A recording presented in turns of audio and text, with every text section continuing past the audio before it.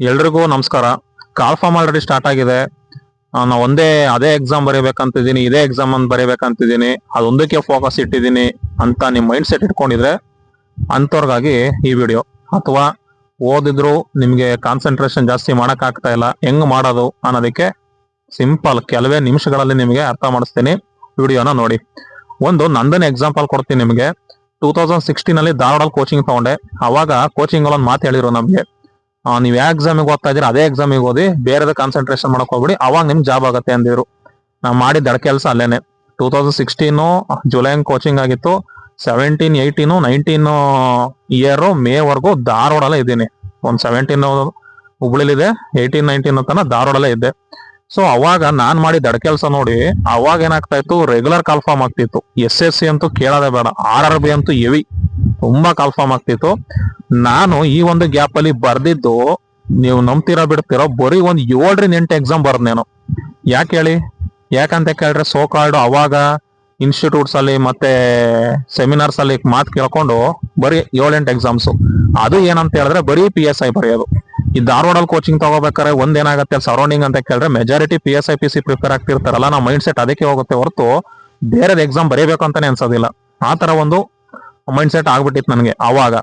So ಆ ಟೈಮಲ್ಲಿ ಬರೀ PSI ಇಂಟರ್ವ್ಯೂನು ಹೋಗಿತ್ತು. ಇನ್ ಕೇಸ್ ಆಗ್ಲಿಲ್ಲ ಇಂಟರ್ವ್ಯೂ ನಲ್ಲಿ ಹೋಯ್ತು 2 ಸಲ. RRBನೂ ಒಂದ್ಸಲಿ ಟೈರ್ 3 ಹೋಗ್ಬಿಟ್ಟು ಹೋಯ್ತು. ಆಮೇಲೆ 2019 ಅಲ್ಲಿ ನನಗೆ ಆಫ್ಲೈನ್ ಇನ್ಸ್ಟಿಟ್ಯೂಟ್ಸ್ ಬೆಂಗಳೂರಲ್ಲಿ ಜಾಬ್ ಆಯ್ತು. 2020 ಅನ್ ಅಕಾಡೆಮಿ ಜಾಯ್ನ್ ಆದೆ. ಆಮೇಲೆ ಕಂಟಿನ್ಯೂ ಆಗ್ತಾ ಇಲ್ಲಿಗೆ ಬಂದೆ. ಸೊ ಇದೇ ಒಂದು ಜಾಬ್, ನಾನು ಇರೋದ್ಕಿಂತ ಜಾಬ್ ಕೊಡ್ಸೋದ್ರಲ್ಲಿ ಒಂದು ಖುಷಿ ಇತ್ತು, ಹಾಗಾಗಿ ಇದೇ ಫೀಲ್ಡ್ ಕಂಟಿನ್ಯೂ ಆಗ್ತಾ ಇದ್ದೀನಿ.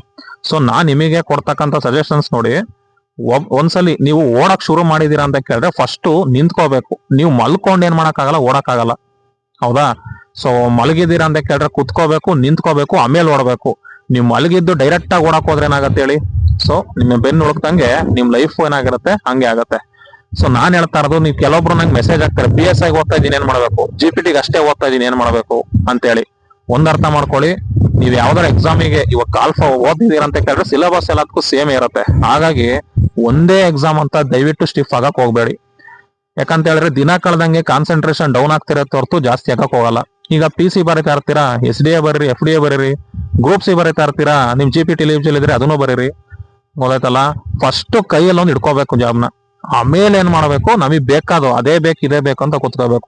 ಅರ್ಥ ಮಾಡ್ಕೊಳ್ಳಿ, ಜೀವನದಲ್ಲಿ ನಮ್ಗೆ ಅದೇ ಬೇಕು ಇದೇ ಬೇಕು, ಹಂಗೆ ಆಗ್ಬೇಕು ಹಿಂಗೆ ಆಗ್ಬೇಕು ಅಂತಿದ್ರೆ ನಮ್ಗೆ ಅದೇನು ಸಿಗಲ್ಲ. ಜೀವನದಲ್ಲಿ ನಮ್ಗೆ ಏನ್ ಸಿಕ್ತಿರುತ್ತಲ್ಲ ಅದ್ರ ಪ್ರಕಾರ ಏನ್ ಮಾಡ್ಬೇಕು, ನಾವು ಹೋಗ್ತಾ ಇರ್ಬೇಕೆ ಹೊರತು ಅದೇ ಬೇಕು ಇದೇ ಬೇಕು. ನಿಮ್ಗೆ PC ಆಸೆ ಇದೆಯಾ, ಸರಿನಾ? PC ಒಂದೇ ಓದ್ತಿರೋದಲ್ಲ, SDA FDA ಅಪ್ಲೈ ಮಾಡಿ ಸೆಲೆಕ್ಷನ್ ಆಗಿ ಆಮೇಲೆ ಇದನ್ನ ಜೊತೆಲಿ ಅದನ್ನ ಓದ್ಕೊಂಡು ಹೋಗಿ. ಗೊತ್ತಾಯ್ತಾ?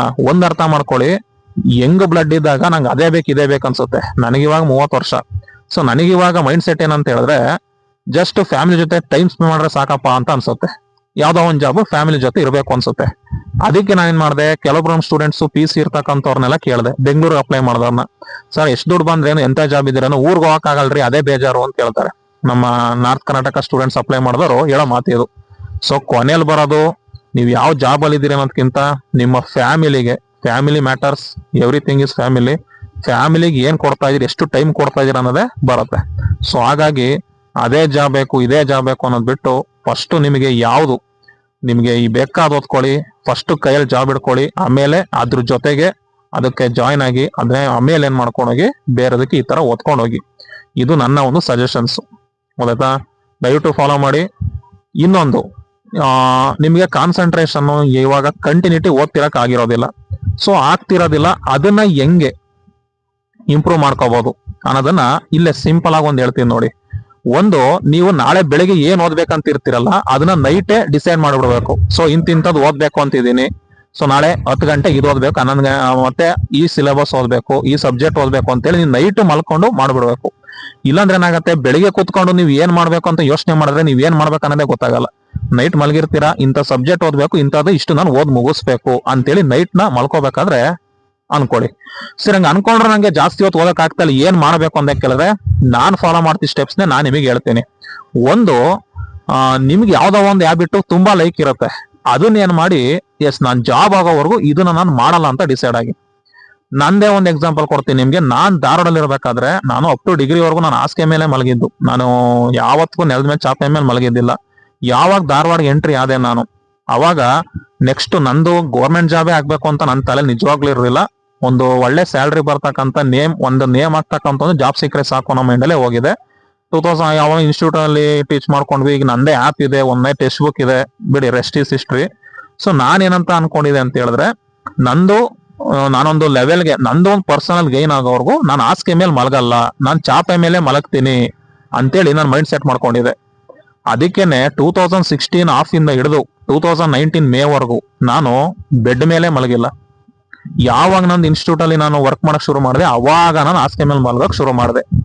ಅದೇ ತರ ನೀವು ಒಂದನ್ನ ಈಗ ಏನ್ ಮಾಡಿ, ನಂದು ಜಾಬ್ ಆಗೋವರೆಗೂ ನಾನು ಏನ್ ಮಾಡಲ್ಲ, ಇದನ್ನ ನಾನು ಮಾಡಲ್ಲ ಅಂತ ಅನ್ಕೊಳ್ಳಿ. ಅಂದ್ರೆ ನಿಮ್ಗೆಲ್ಲ ಒಂದು ಮಂತ್ಲಿ ಒಂದ್ಸಲ ಟ್ರಿಪ್ ಹೋಗ್ಬೇಕಂತಿರುತ್ತೆ, ನಾನು ಟ್ರಿಪ್ ಹೋಗಲ್ಲ ಅಂತ ಕಮಿಟ್ಮೆಂಟ್ ತಗೊಳ್ಳಿ. ಅವಾಗ ನಾನು ಬೆಡ್ ಮೇಲೆ ಮಲಗದೆ ಇದ್ದಾಗ ನಿದ್ದೆ ಬರ್ತಿರ್ಲಿಲ್ಲ. ಸೊ ಆ ಪೇನ್ಗೆನೆ ಎದ್ದು ಹೋಗ್ತಿದೆ.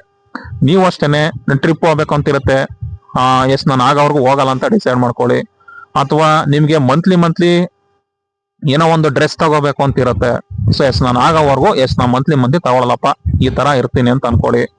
ಗೊತ್ತಾಯ್ತಾ? ಈ ತರ ಏನೋ ಒಂದ್ ಸ್ಕಿಪ್ ಮಾಡಿ. ಅದು ಬಿಟ್ಬಿಟ್ಟು ನಾನು ಮೂರೊತ್ತು ಊಟ ಮಾಡ್ತಿದ್ದೆ, ಇನ್ಮೇಲೆ 2 ಹೊತ್ತು ಊಟ ಮಾಡ್ತೀನಿ, ನಾನು ಜಾಬ್ ಆಗೋವರೆಗೂ ನಾನು ಇಂಥವ್ರ ಮಾತಾಡಲ್ಲ, ಹಂಗಿರ್ತೀನಿ. ಆ ತರ ಎಲ್ಲ ಕಮಿಟ್ಮೆಂಟ್ ತಗೊಳಕ್ ಹೋಗ್ಬೇಡಿ. ಇದೊಂದು ಕಿವಿ ಮತ್ತೆ ಮತ್ತೆ ಕೆಲವೊಬ್ರು ಇವಾಗ ಫಿಲಮ್ ನೋಡೋ ಹುಚ್ಚಿರುತ್ತೆ ಕೆಲವೊಬ್ರಿಗೆ. ನಾನು ಜಾಬ್ ಆಗೋವರೆಗೂ ನಾನು ಈ ಫಿಲಮ್ ನೋಡಕ್ಕೆ ಸದ್ಯಕ್ಕೆ ನಾನು ಫಿಲಮ್ಸ್ ಎಲ್ಲ ನೋಡಕ್ ಹೋಗಲ್ಲ, ಫಿಲಮ್ ಥಿಯೇಟರ್ಗೆ ಹೋಗಲ್ಲ. ಗೊತ್ತಾಯ್ತಲ್ಲ? ಯಾವುದೇ ಒಂದು ಥಿಯೇಟರ್ಗೆ ಕನ್ನಡ ಇಂಗ್ಲಿಷ್ ಯಾವುದೇನೋ ನಾನು ನೋಡಲ್ಲ. ಈ ತರ ಕಮಿಟ್ಮೆಂಟ್ ತಗೊಳ್ಳಿ. ಅವಾಗ ಆಟೋಮೆಟಿಕ್ ಆಗಿ ನಿಮ್ಗೆ ಅದಕ್ಕೆ ನಾನು ಇದನ್ನ ಓದ್ಲೇಬೇಕು ಅಂತ ತಲೆಗೆ ಬರುತ್ತೆ. ಅವಾಗ ನಿಮ್ಗೆ ಯಾವ ಮೋಟಿವೇಶನ್ ಬೇಡ, ಆಟೋಮೆಟಿಕ್ ಆಗಿ ನೀವು ಓದ್ತೀರಾ. ಗೊತ್ತಾಯ್ತಾ? ಇಷ್ಟು ಫಾಲೋ ಮಾಡಿ, ಎಲ್ಲಾ ಜಾಬು ಅಪ್ಲೈ ಮಾಡಿ, ಸಿಕ್ಕಿದಕ್ಕೆ ಸೆಲೆಕ್ಷನ್ಸ್ ಹಾಕೊಂಡೋಗಿ, ನೀವು ಆಟೋಮೆಟಿಕ್ ಆಗಿ ನಾನ್ ಶೂರ್ ಕೊಡ್ತೀನಿ ಜಾಬ್ ಆಗ್ತೀರಾ. ಎಲ್ರಿಗೂ ಒಳ್ಳೇದಾಗ್ಲಿ. ಗುರುವಿನ ಆಶೀರ್ವಾದ ಅಂತಕ್ಕಂಥದ್ದು ದೇವರ ಆಶೀರ್ವಾದ ಶ್ರೇಷ್ಠ ಅಂತೆ ಮನಸಾರ ಹೇಳ್ತಾ ಇದ್ದೀನಿ. ಚೆನ್ನಾಗಿ ಓದ್ಕೊಳ್ಳಿ, ಜಾಬ್ ತಗೊಳ್ಳಿ. ಜಾಬ್ ಆದಾಗ ನನಗೆ ಇನ್ಫಾರ್ಮ್ ಮಾಡಿ. ನಂಬರ್ ಗೊತ್ತಿದೆಯಲ್ಲ, 9113262232. ಹೆಚ್ಚಿನ ಮಾಹಿತಿಗೆ ವಿಡಿಯೋನ ಫಾಲೋ ಮಾಡಿ. ಮತ್ತೆ ಅಪ್ಕಮಿಂಗ್ ವಿಡಿಯೋಸ್ ಬೇರೆದಾಗ್ತಾ ಇರ್ತೀನಿ. Thank you.